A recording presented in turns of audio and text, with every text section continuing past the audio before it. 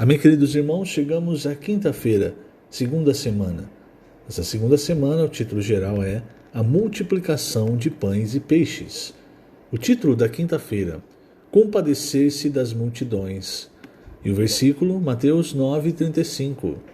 Percorria Jesus todas as cidades e povoados, ensinando nas sinagogas, pregando o evangelho do reino e curando toda sorte de doenças e enfermidades. Senhor Jesus, obrigado, Senhor, obrigado por mais um dia. Nós somos-te gratos, Senhor. Nós acordamos por causa da tua misericórdia. Nossa vida está em tuas mãos. Nós cremos que o Senhor tem cuidado de nós em todos os sentidos, fisicamente, espiritualmente, na nossa mente, vontade, emoção, que o Senhor tem nos santificado e nos curado através da tua palavra. Obrigado, Senhor, por tua misericórdia e obrigado por tua graça, que flui para nós como um rio, trazendo as tuas riquezas, infundindo em nós o que o Senhor é: amor, luz, justiça, tudo o que nós não somos e o que tu és. O Senhor tem transmitido para nós através da tua palavra, e que a tua palavra inunde o nosso ser nesse dia e até a tua volta, Senhor, que essa seja a nossa realidade. E não só que essa palavra fique represada, mas que nós também façamos fluir esse rio para outras pessoas, façamos essas riquezas maravilhosas, essas riquezas insondáveis, também chegarem até outras pessoas. Dá-nos intrepidez, Senhor, para abrir a boca e falar a tua palavra, para orar pelas pessoas, para tirar as pessoas do império das trevas, para levá-las até onde o Senhor nos levou, ao reino de amor, de justiça, de paz, ao reino de Deus, encabeçadas por ti. Obrigado, Senhor, obrigado por todos os dias o Senhor nos encorajar, nos alimentar, nos iluminar e nos dar a direção certa, a tua direção. Jesus é o nosso Senhor. Muito bem, queridos irmãos, o título dessa quinta-feira é Compadecer-se das Multidões. Ontem nós vimos o versículo 1 de João 6, em que o Senhor atravessa o mar da Galileia, e o versículo 2 mostra que numerosa multidão o seguia, porque tinham visto os sinais que ele fazia na cura dos enfermos. Então, veja, irmãos, primeiramente, é importante nós atentarmos aqui para toda a atenção que o Senhor dava às pessoas. O Senhor sempre foi preocupado com a situação das pessoas. A gente vê isso também em Mateus 9. Mateus 9, irmãos, é um capítulo que desde o começo o Senhor está ali curando as pessoas. Então, primeiro ele cura um paralítico, depois ele cura aquela mulher enferma, aquela mulher que sofria com hemorragia. Ela toca na veste, na orla da veste do Senhor e é curada. Ele ressuscita a filha de Jairo, ele cura 2 cegos e ele ainda cura um mudo endemoniado. Tudo isso, irmãos, no capítulo 9. A rotina do Senhor é a rotina que nós vemos nesse versículo que nós lemos, Mateus 9:35. Percorria Jesus todas as cidades e povoados. E aqui você vê que ele fazia 3 coisas. E isso aqui está relacionado, irmãos, principalmente às 3 partes do nosso ser.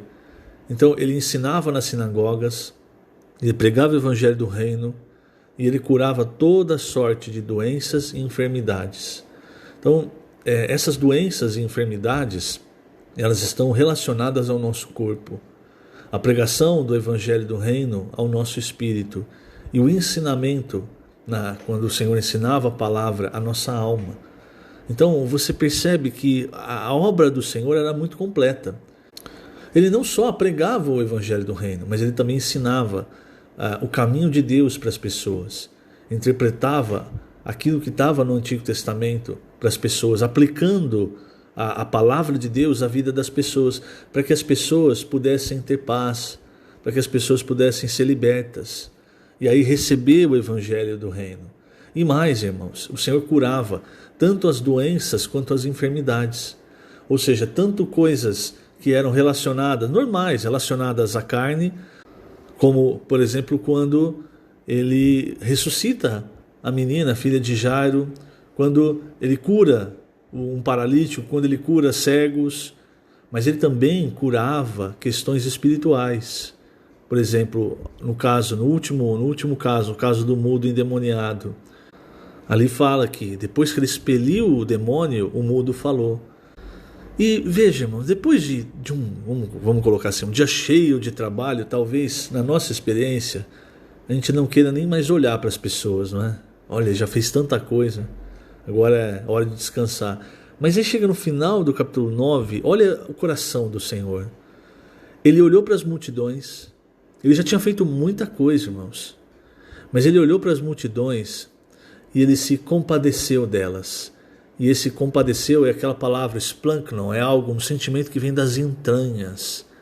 É o amor de Deus. É algo que só Deus pode ter. E também é algo que Deus quer transmitir para nós. Então diz que ele viu as multidões, ele se compadeceu delas, porque elas estavam aflitas e exaustas, como ovelhas que não têm pastor. Porque quando você tem um pastor, que para nós é o Senhor, você fica tranquilo, você fica alimentado, você não fica mais aflito, porque você sabe que Ele está cuidando de tudo. E aquelas pessoas não tinham isso. Talvez, irmãos, nós vivamos tanto tempo como cristãos na vida da igreja, que a gente talvez tenha se esquecido do sentimento de não ter um pastor. Eu me refiro ao Senhor, não é? De não ter alguém em que você pode confiar que está cuidando de você. A gente esquece isso e também vai embora muitas vezes a nossa empatia para com a situação, com relação à situação das pessoas. E aqui, o Senhor, mesmo depois de ter feito tanta coisa, Ele ainda olhava para as pessoas e percebia, tem muita coisa para ser feita. Por isso, Ele diz para os discípulos, a seara, na verdade, é grande. Quer dizer, olha só tudo que Ele fez só em Mateus 9. E ainda assim, irmãos, a seara era enorme, mas os trabalhadores são poucos. Rogai, pois, ao Senhor da seara, que mande trabalhadores para a sua seara. Ou seja, pessoas que se envolvam com as pessoas. Pessoas que se envolvam com aquelas 3 coisas no versículo 35. Ensinar, pregar o evangelho e curar as pessoas. Hoje, muito mais do que fisicamente, as pessoas elas precisam de cura na alma. E é a palavra de Deus, irmãos, que vai entrando e curando, fechando as feridas, cicatrizando aquelas feridas abertas. É por isso que hoje nós temos os colportores, tantos colportores indo às ruas, levando literatura para as pessoas. É importante a questão da literatura. Às vezes você aborda uma pessoa, você ora por ela, ela aceita a oração, só que ela vai embora e você talvez não vá mais encontrar essa pessoa. Mas, por exemplo, se ela ficou com uma literatura, além de ter algo ali que explica para ela um pouco, um pedaço, um trecho da Bíblia, algo que possa curar, que possa falar que seja a voz de Deus para aquela pessoa, aí entra de novo a questão do que nós falamos no começo da semana, do Logos e da Rema, sendo a Rema a voz de Deus, a palavra instantânea para aquela pessoa, para aquele momento. Então a pessoa está com uma literatura, irmãos, e ali ela pode ouvir a voz de Deus, algum trecho da Bíblia que vai falar com ela ali na palavra profética. E mais, toda a literatura, irmãos, se você olhar, Jornal Árvore da Vida, o Alimento Diário, enfim, toda a literatura tem aquele QR Code. Então a pessoa ela pode escanear e ela pode pedir ajuda, pedir oração, pedir uma visita, ela pode encontrar mais literatura, encontrar irmãos, ou seja, encontrar trabalhadores da seara. Por isso é importante a comportagem. O que nós não podemos fazer, irmãos, é ser fariseu. Em Mateus 23, o Senhor falou várias coisas sobre os fariseus, mas uma coisa, irmãos, eu quero tocar aqui no versículo 13, Mateus 23, ele diz assim: ai de vós, escribas e fariseus hipócritas, porque fechais o reino dos céus diante dos homens. Olha só, pois vós não entrais, nem deixais entrar os que estão entrando. Veja, irmãos, o que eu quero dizer? Nós não podemos ser aquelas pessoas, como fariseus, que na época de Jesus viam Jesus fazendo, viam Jesus curando, e ao invés de fazer, de ajudar, enfim, ficavam criticando, ficavam colocando obstáculos. Isso é ser fariseu, irmão. Então você não faz, você não prega, mas você tem vários conceitos, várias doutrinas, que muitas vezes são doutrinas de homens, e aí você não entra e não deixa os outros entrarem. Então, essa atitude é que não pode partir de nós. Precisamos aprender com o Senhor.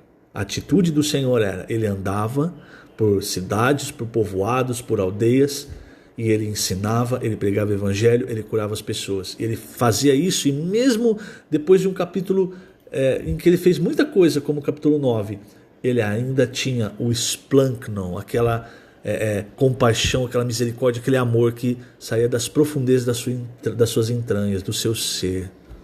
Então, querido irmão, querida irmã, vamos seguir o exemplo do Senhor. E voltando agora para João, aí você tem a figura, o Senhor, ele ia, no versículo 3, aliás, no versículo 4, fala que nessa época era a Páscoa estava chegando. E o Senhor, ele ia para Jerusalém, porque a Páscoa ela tinha que ser celebrada em Jerusalém. Então, quando o Senhor atravessou o mar da Galileia, seguia-o numerosa multidão. Mas por que a multidão seguia o Senhor? Porque elas tinham visto os sinais que o Senhor fazia. Ou seja, elas viram que o Senhor curava os enfermos. Elas acharam um pastor. Então elas começaram a seguir o Senhor. Se você olhar no cristianismo hoje, nós temos a multidão, nós temos, lógico, aqueles que não seguem o Senhor. Mas dentro do cristianismo nós temos a multidão. Quem que é a multidão? São aqueles que seguem o Senhor, mas por algum interesse de cura, interesse material, enfim. Então a multidão no cristianismo é grande. Eles não se aprofundam em quem é o Senhor, no conhecimento do Senhor, da vontade do Senhor. Tanto é que em Mateus 16, a primeira coisa que o Senhor pergunta para os discípulos é: quem diz o povo ser o Filho do Homem? Então a multidão ela não tem essa clareza. Quem é esse Jesus que nós estamos seguindo? É João Batista? É Jeremias? É algum dos profetas? Ela segue porque ela vê alguma coisa, mas ela não tem clareza. Então, na nossa experiência, irmãos, nós não podemos ser como as multidões. Já é um ponto positivo que elas sigam o Senhor, mas é esse seguir muito efêmero, esse seguir muito voltado a coisas materiais. Eu vou fazer isso porque aí Deus vai me dar tal coisa. Não, irmãos, isso é para as multidões. Nós precisamos avançar. Aí você tem quem? Você tem também os discípulos. Os discípulos já um passo a mais, eles já seguem o Senhor há mais tempo. Agora, mesmo entre os discípulos, como nós vamos ver no capítulo 6 de João, mesmo entre os discípulos, haviam aqueles que seguiam o Senhor, mas quando o Senhor falava algo que eles não concordavam, algo que eles não entendiam, que não estava segundo o que eles achavam, o que eles faziam, o que eles fizeram, eles abandonaram o Senhor. Então, você vai no final de João 6, eles não entenderam o que o Senhor falava sobre o seu corpo ser o verdadeiro pão e o seu sangue a verdadeira bebida. E ali no final você vê então, muitos discípulos o abandonaram e já não andavam mais com ele. Isso está no versículo 66. Então, precisamos avançar. Quem somos nós? Nós somos, irmãos, como Pedro. É esse o nosso lugar. Nós temos que estar nesse lugar. Quando muitos discípulos abandonaram o Senhor, se retiraram, o Senhor se voltou para os 12. E aí ele perguntou: porventura quereis também vós outros retirar-vos? E aí Pedro respondeu: Senhor, para quem iremos? Tu tens as palavras da vida eterna, e nós temos crido e conhecido que tu és o Santo de Deus. Então você percebe, irmãos, o nosso lugar tem que ser seguir o Senhor, porque Ele tem a palavra da vida eterna. Eu não sigo o Senhor por interesse material. Quando o Senhor fala algo para me corrigir, algo que toca no meu ser, que toca em algo que eu estou fazendo errado, eu não abandono o Senhor, eu permaneço, porque eu sei quem é o Senhor. O Senhor não é um profeta, não é João Batista, até é, não é? Mas não é Jeremias, não é João Batista. Ele é o Filho do Deus vivo, o Santo de Deus. Ele é que vai à frente, nos guiando. Então, é importante nós entendermos isso. Do contrário, irmãos, qualquer sacudida, é como Paulo fala lá em Efésios 4, qualquer sacudida, se a gente ainda está ou entre a multidão ou simplesmente entre os discípulos, você é levado por um vento de doutrina. Alguém fala alguma coisa que parece mais bonito, você olha e fala assim, puxa, é verdade, não é? Parece que isso aqui é melhor, parece que isso aqui está mais certo. Você precisa conhecer o Senhor e conhecer a palavra. Porque se você conhece o Senhor e a palavra, qualquer um que o Senhor usar para falar a palavra, você vai perceber, esse é o Senhor. Lembra da experiência de Maria? Maria, ela, quando o Senhor ressuscita, Maria Madalena, ela vai até o túmulo e ela vê o Senhor, ela, a princípio achou que era o jardineiro. Ela não tinha reconhecido o Senhor porque o Senhor estava com um corpo de glória. Mas quando o Senhor falou com ela, aí ela reconheceu o Senhor. Porque a presença do Senhor está na palavra. A palavra do Senhor é que faz a obra. Então você percebe, irmão? Quem conhece o Senhor pela palavra não só a logos, mas pela rema que sai da boca do Senhor, esse aí é como Pedro. Ele vai olhar e vai dizer, Senhor, para quem nós vamos? Só Tu tens as palavras da vida eterna. Então a nossa experiência, irmãos, nosso lugar tem que ser esse. E voltando para o começo de João 6, eu quero ler agora um trecho do Alimento Diário. O versículo 3 fala, então subiu Jesus ao monte e assentou-se ali com os seus discípulos. Na página 32, o segundo parágrafo, ele diz assim, após atravessar o mar da Galileia, Jesus subiu ao monte. Isso é muito significativo, pois indica que a comida que de fato satisfaz não está no mar, mas no monte. Por essa razão, o apóstolo João quer levar-nos para o alto. Elevemos nossos olhos da esfera terrena para os céus. No alto está o pão que satisfaz. E é o próprio Senhor que ele diz no capítulo 6, quando ele diz que ele é o pão que desceu do céu. Nós muitas vezes, irmãos, ficamos tão mergulhados nas nossas coisas, como nós vimos ontem, que a gente se sente como se estivesse afogando. Já se sentiu assim? Por quê? Porque ao invés de nós estarmos no monte, e eu não estou falando de um monte no literal, tá? As pessoas muitas vezes entendem errado. Elas acham que ir lá para o monte, aquilo ali vai mudar a vida delas. Isso não é literal, irmãos. Isso é o Espírito. Então, ao invés de você ser levado aos céus, como nós vimos no começo do Evangelho de João, você está ali lutando com seus problemas. E quanto mais você luta, mais você afunda, mais você se sente sufocado, afogando.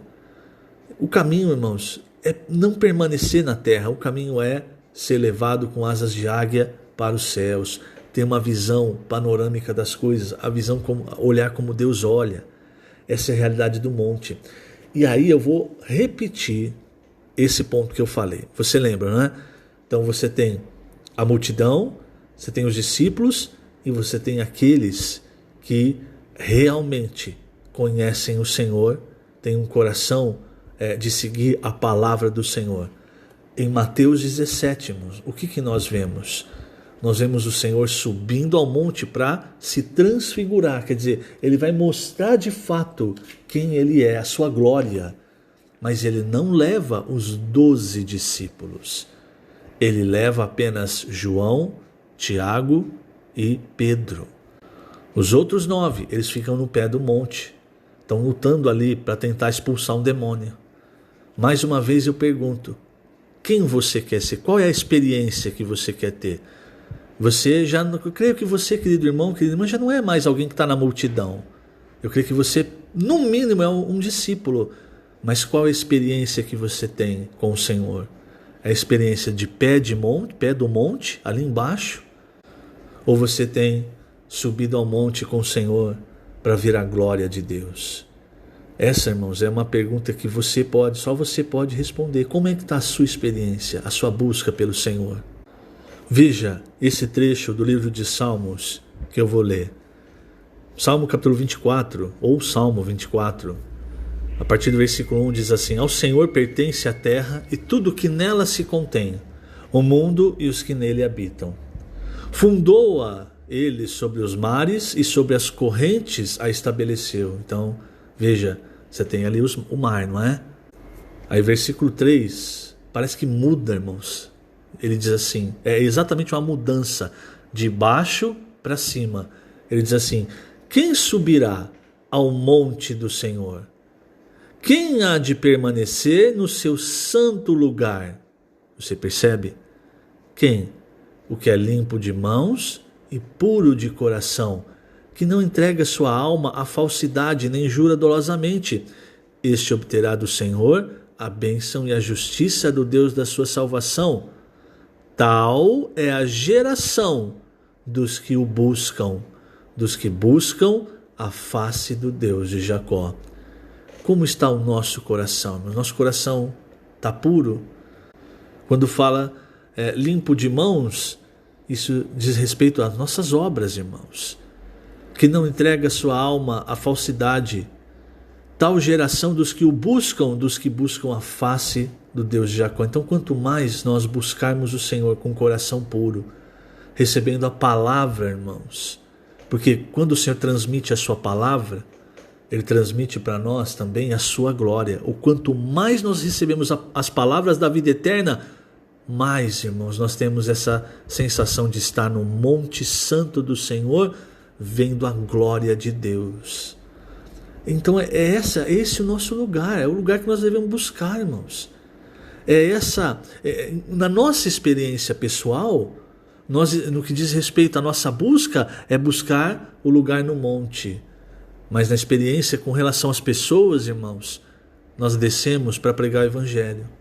Agora, o que nós não podemos é ficar como os outros 9 discípulos, no pé do monte, lutando e não conseguindo. Eles não conseguiram nem expelir um demônio, expulsar um demônio.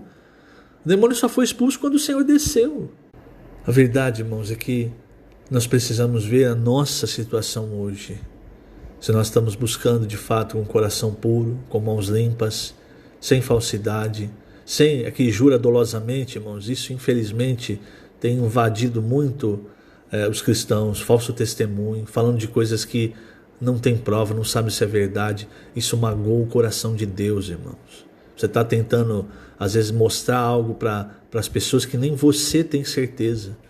Isso magoa o coração de Deus. Isso distancia você do monte da transfiguração, de ver a glória de Deus. Eu vou encerrar, irmãos. Amanhã nós vamos falar mais sobre o começo de João 6, sobre a multiplicação dos pães durante a semana. Mas eu vou encerrar lendo aqui na página 32 o 3º parágrafo. Continuando no capítulo 6 de João, o versículo 4 diz: Ora, a Páscoa, festa dos judeus, estava próxima. O Senhor Jesus é o Cordeiro Pascal, que foi imolado e efetuou a eterna redenção por nós. Antes, nossa vida estava cheia de fermento, o qual simboliza tanto o pecado como os ensinamentos religiosos que não produzem vida. Cristo, entretanto, foi imolado e lançamos fora o velho fermento, como Paulo nos ensina na primeira epístola aos Coríntios, capítulo 5, versículo 7. Lançai fora o velho fermento para que sejais nova massa, como sois de fato sem fermento, pois também Cristo, nosso Cordeiro Pascal, foi imolado. Vivamos uma vida de pães asmos, com um coração puro para com o Senhor e livres de maldade. Veja, irmãos, é o que eu acabei de ler no Salmo 24. E aí o Alimento Diário fala do versículo 8 de 1 Coríntios 5. Por isso celebramos a festa, não com o velho fermento, nem com o fermento da maldade e da malícia, e sim com os asmos da sinceridade e da verdade. Andamos na luz e fazemos tudo com sinceridade e verdade. Por quê, irmãos? Porque nós estamos recebendo as palavras da vida eterna, a verdade que é o próprio Deus para dentro de nós. Então a nossa experiência, o nosso lugar é esse, irmãos. Que Que o Senhor te abençoe grandemente. E lembrando, nós estamos colocando essas gravações no canal do YouTube da Igreja em Ribeirão Preto. Jesus é o Senhor.